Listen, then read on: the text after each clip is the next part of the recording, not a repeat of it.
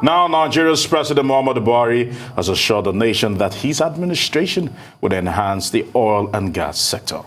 President Buhari, in a national broadcast this Friday to mark Nigeria's 61st independence anniversary, says economic diversification strategy remains on course and the nation has seen an increase in non-oil sector contribution to the GDP. The president says the economic recession in Q4 of the 2020 resulted in a GDP growth rate of 0.11%, which later grew to 0.51% and 5.01% in real terms in first and second quarters of 2021. President Buhari's speech further highlighted efforts by his administration to grow the agricultural sector, which remains key to the economic diversification efforts. Our unrelenting effort at resolving an almost 2 decades toll on the management of our petroleum resources and ensuring equitable consideration to our host communities has resulted in the enactment of the Petroleum Industry Act 2021. This act not only overhauls the institutional, regulatory, and fiscal framework of the petroleum industry, but also reduces the previous opacity associated with this sector. This is a first step to the reform, as the process is a continuous one. Already, to further improve the governance framework, I have sought for an amendment of Section 11, subsection 2b, and Section 34, subsection 2b. We also continue to review and amend as appropriate. At this juncture, it is very appropriate that I salute the leadership and members of the Ninth Assembly for their patriotism, dedication to duty, candor, and most importantly, the dispatch with which they have enacted legacy legislations for this nation. I do not take such level of cooperation for granted and hope it continues for the overall efficiency of the federal machinery. Nigeria's roadmap on local refining is on track with the commissioning of a modular refinery in Imo State. A second is scheduled for commissioning by the end of this year in Edo State, and the third one in Bayelsa State by 2022. In addition to the modular projects, we also have the 2 mega refinery projects coming up in Lagos and Akwa Ibom State. As these refineries are commissioned, more employment opportunities are created, and there would be increased petroleum products available for local consumption, which will significantly reduce our reliance on importation. In further demonstrating our plan to reduce our dependence on oil and tapping from our enormous gas resources, this administration remains committed to the Decade of Gas initiative, which is aimed at bringing to focus the utilization of our huge gas resources. Already, we are supporting and promoting various gas-based projects, including NLNG Train 7 and the mega urea and ammonia projects in the South-South region. As we continue to optimize and enhance our oil and gas sector, I am also proud and delighted to state that our economic diversification strategy remains on course with the persistent increase in non-oil sector contribution to GDP. For further insight on this, we are now being joined by Bismark Rewane, the Managing Director and Chief Executive Officer of the Financial Derivatives Company Limited. Welcome this afternoon and happy Independence Day. Yes. Happy Independence to you, sir. Happy Independence to everybody. So let's get right into the crux of the discussion. Independence or not, our economy and the way things are in the nation, how independent and happy are you feeling today, sir? I'd like to step back a little bit. In economics, we have what we call the dependent and the independent variable.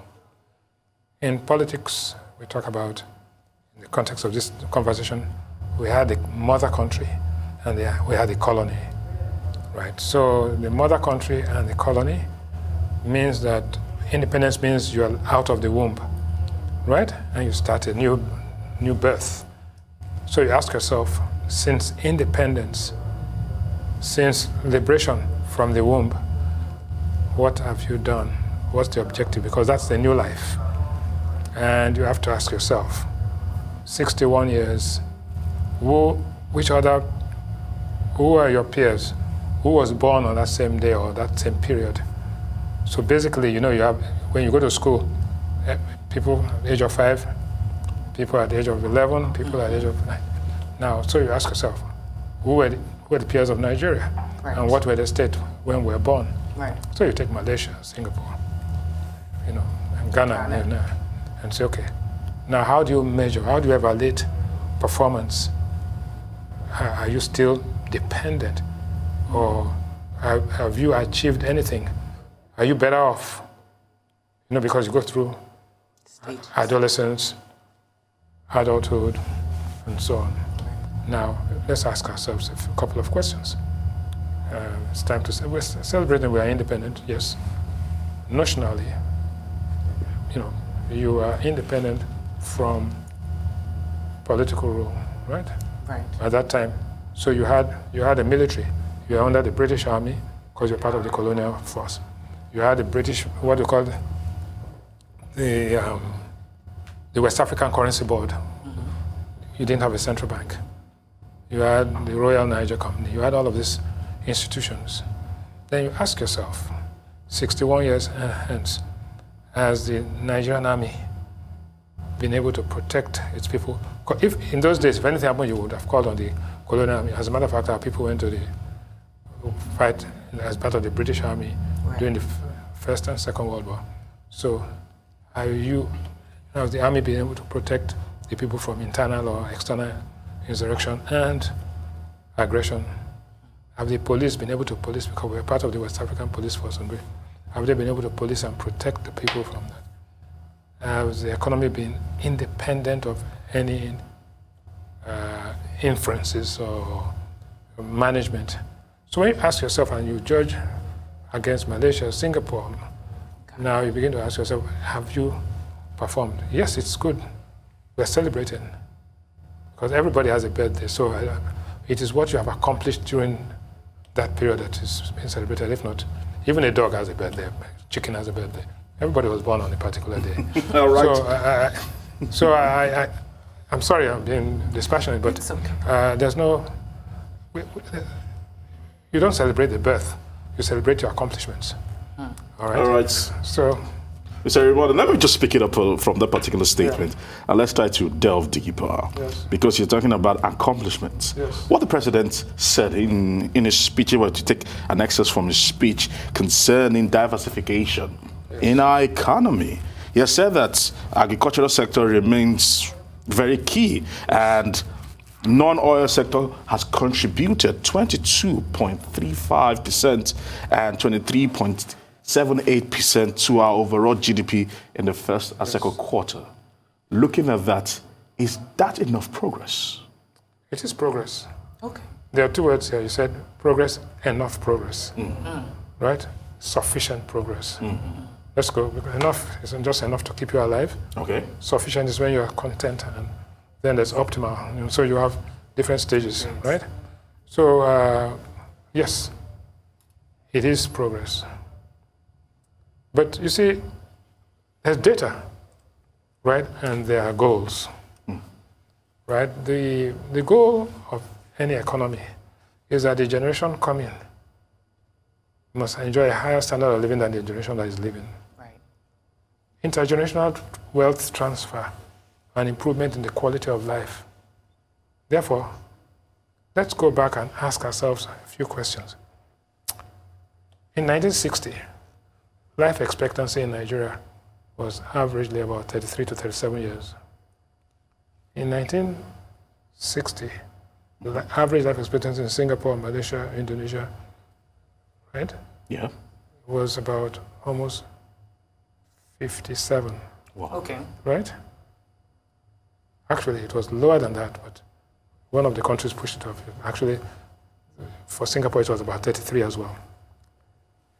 Today, the life expectancy of Singapore is 83 years old. Ours is 53.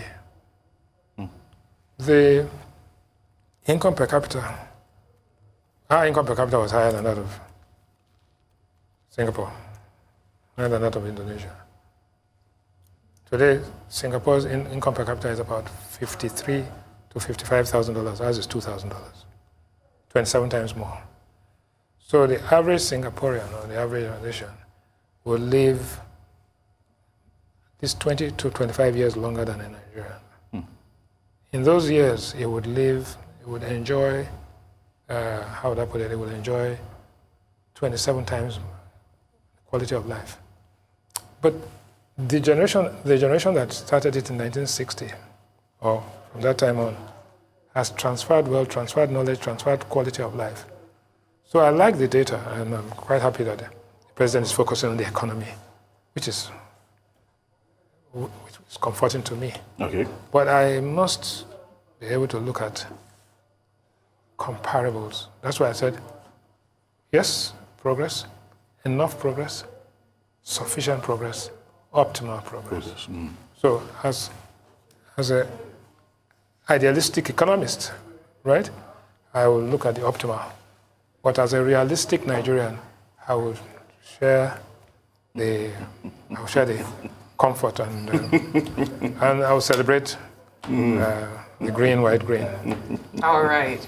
Well, okay, let's move into more hairy subjects. Inflation. We know our Naira is taking a bit of a beating. We have high unemployment rates. Nigeria seems to be sitting on a tinderbox with these inflation rates, about 17%. Our unemployment rate's about 40%. How do we begin to build the economy? What are the steps we need to be taking and reflecting on? Okay, you're taking snapshots, right? Inflation was as high as 18.3. It's come down to 17. Still stratospheric, still difficult, still painful, right? Unemployment, snapshot, but you're taking maybe urban unemployment, it's about 33%, right? But you're also taking, but the income per capita. But that's why I'm saying that, look at it. Life expectancy. Look at children out of school. Look at poverty, multidimensional poverty. Look at how much you're spending on insecurity. Those things are also frightening. But cause and effect. Is it the insecurity that is leading to high inflation? Or is it high inflation and unemployment that is leading to insecurity? You know, the argument, the jury is out, right? But the important thing is that we're having this conversation and we are being brutally frank and honest and dispassionate. There's no point, you know, self-idolizing and all that. No, I think the reality is that there's a trend, right? And the trends are positive, but slowly. The problems are also growing. So you begin to look at the delta, the rate of growth of the problem versus the rate of growth of the solution. And when you look at that, I can argue that the problems are not growing as fast as the solutions, right? Because the deviation, right, is you talked about the Naira. Yes, the Naira crashed for various reasons. Got up to 590, 595. Then it appreciated, right? So the gap, which is not acceptable, of 165 Naira between the official and the right is now about 155 or something. Still not desirable, right? So, but if we continue that way, maybe But you see, people don't have that time. People are impatient. People are dying, right? For want of another word. Therefore, they need solutions. They need solutions fast. They need instantaneous solutions. They can't wait. They need to have hope. So what do we need to do in a hurry to ensure that people's lives get better and that people can have hope instead of all emigrating and doing that? I think that is key. But if you look at South Africa, second largest economy, just rebased and all that. However, South Africa has higher unemployment than we do. They have lower inflation, but they also have something in common with us, which is high income inequality. It will interest you to note that the highest income per capita in this country is in Abuja, $10,700. $10,700. Second, followed by Lagos, $7,800. Guess what? In Maiduguri, the income per capita is $800 a year. So, in other words, the person in Abuja... That's stark. Yeah, the person in Abuja is actually about 15 times wealthier average than the person in Lagos is about 12 times wealthier in nominal terms than his colleague in Ogbomoso, right? So one is growing the income, two is reducing the inequality and dealing with multidimensional poverty. These are the things that you take stock at the end of the year and say, I have become 21, I'm now an adult. What have I accomplished? Am I a graduate or a trump? Am I this and all that? So celebrating for the sake of celebration, which is acceptable because Nigerians are merrymaking and all of that. But in real terms, we need to understand how to analyze and evaluate our performance. And this is a time to be stark and to be brutally frank with ourselves. I think that's what we owe this generation, and more importantly, the next generation coming. All right. Now, okay. Should we get into this E-Naira? Okay, now let's try to. I've always wanted to ask you this question, so now I have the opportunity. Let me just throw it on the table. On the eve of 2005, The Economist published a very riveting article titled "The Paradox of Plenty," and they claim that countries like Nigeria, Venezuela, are guilty of this, that they have so much abundance of resources. You even mentioned Saudi Arabia too. Abundance of resources, but that's not reflective on the people.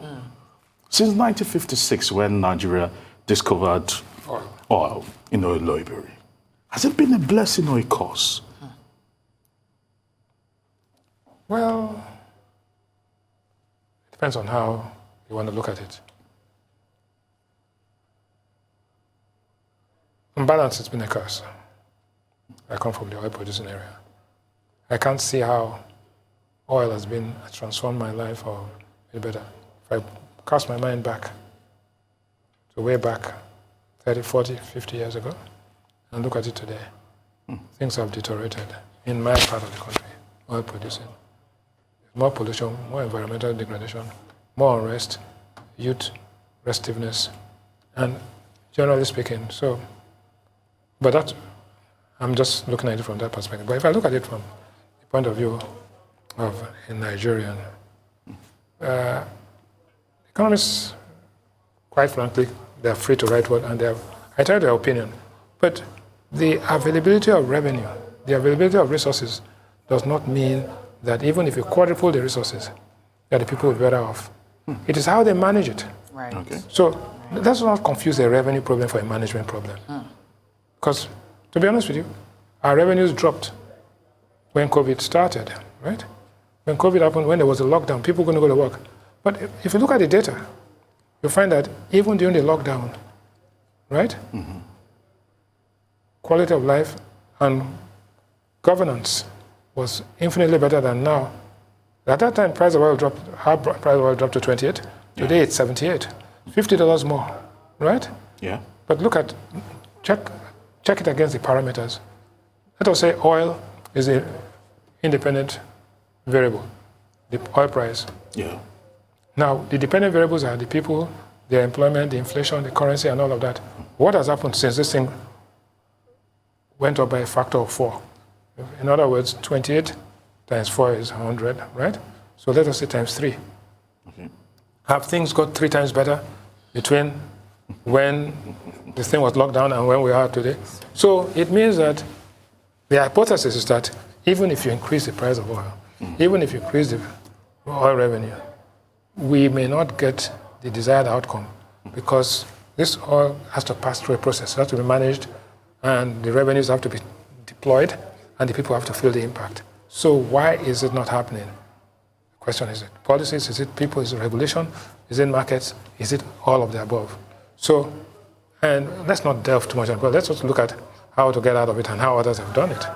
No, but right? you must answer that. Yes. Which is it? Which is the, you mentioned the myriad of problems. Yeah. Which is it for you? Chief of them. No. It's a combination. I don't, it's not either or. It's not a binary choice. Okay. It is a question of a combination of these things, and understanding the problem itself is 50% of the solution. So we're trying to interrogate to say, okay, we know there's a problem. We know, and let us not misunderstand the problem even compounds it. Right. Right? If you have a fracture and you're treating it for a dislocation, the pain will get worse. Right? So we must zero in on what the problem is. Okay. And that's why I'm saying that there's a management problem. What kind of management problem? A, B, C, D, E, and how do we solve it? Since we cannot solve all of them, Okay. we now have to prioritize the ones that will have the greatest impact on the people's lives. Okay. But again, I don't want us to dwell too much on data, because what you will have is happy statistics and unhappy people. So you don't want that, because you can throw data all over the place and talk it, but in the end, economists say the quality of life of your children must be better than your life. That of yours must be better than that of your parents, and that of your parent must be better than that of your grandparents. So ask yourself, with the limited resources your parents had, and how they were able to fend for you and care for you and give you the education you had, are you in a position to do, or averagely to do that for your kids, or do you project forward to your grandkids and see whether they will be able to enjoy a life to a factor more than that? So once we are not getting there, then we have to ask ourselves, how do we do it? Because we are giving birth to children. How do we get people to now begin to focus on how to solve those problems in time? We don't have, this is an instant world. It's no longer, we wait, we allow it happen, then we see the impact. No, there's no time, it is instantaneous. No time. No time. No time. I like that. Happy statistics and unhappy people. Yes. Let's avoid that. A major takeaway. And unfortunately, we have run out of time. I really wanted to ask you about this e-Naira, but we will get back to that at another time. There'll be plenty of time for e-Naira. Okay, let's do the e-Naira. Yeah, e-Naira, again, money is money. Call it e-Naira, call it new Naira, call it old Naira, call it old pound, whatever it is, cowrie. What does money do? Money is what money can buy. So the nominal currency is nothing. The point is that you have to ask yourself, if on the 4th or when it's launched, you go to Teju Osho market and ask for a goosey, and the woman says, and you say, look, madam, sorry, I can pay you with e-Naira. Her answer is likely to be, please, if you want to buy e-goosey, go and get it. But for now. Please, don't do that. For now. But Thank you. We will get there. Yes, we will. So I like the concept. We will. Making it Thank easy, you. making it portable, making it convenient. But Thank you It's so always much a pleasure. for Always a joining us. pleasure.